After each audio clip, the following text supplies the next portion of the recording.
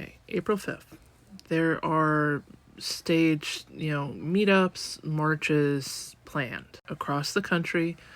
There are websites where you can go to find out more information. A lot of them are community organized, so it's much better to find the one in your area than to generalize about, like, okay, everybody's meeting at 9 a.m. I don't know for sure. What I will say is learn from the Black Lives Matters marches. Assume that, bricks are going to be dropped off the day before. Assume that people will show up to try to instigate violence unrelated whatsoever to the march itself.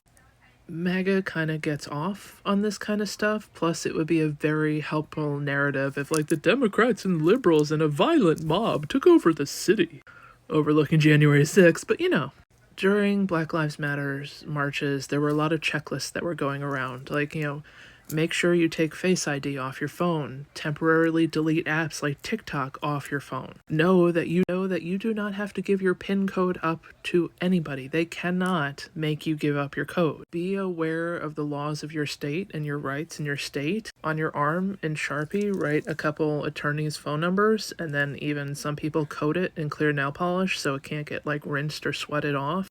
Have a buddy. Even if you don't know anybody and you go on your own, find a buddy. You go to the bathroom together, you go get food together, you don't leave each other. Find a buddy, which is, I know it's hard to create community in that kind of a situation, but you want to have a buddy. If you go with your friends, know, like, oh, well, you go to the porta potties and we'll wait here. Where they go, you go. You guys are one singular unit the whole day. I sincerely hope this turns out to be the best, most peaceful protest march we've ever seen. I would assume they are going to try to make it seem like what it isn't. We have a lot of evidence for this. Do what you need to do to keep yourself safe. Be aware of your surroundings. It's spring, so a lot of people are probably going to wear t-shirts in certain parts of the country.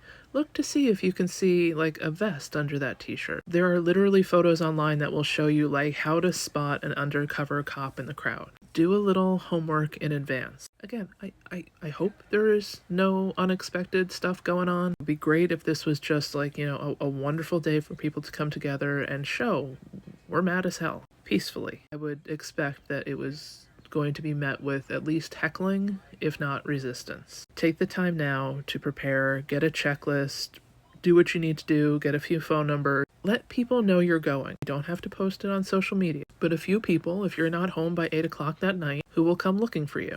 In a cell phone world, we're all used to having numbers, in our phone. Memorize somebody's phone number and make sure they're going to be home if they're your one and only phone call. Again, I wish everybody the best, but realistically, we have seen how they react to gatherings. Better to be prepared and expect the worst and be pleasantly surprised than not. But also know your rights. What they can and cannot compel you to say, what they can and cannot compel you to do. During Black Lives Matter, a lot of these lists were circulated. Take the time to study it. Good luck.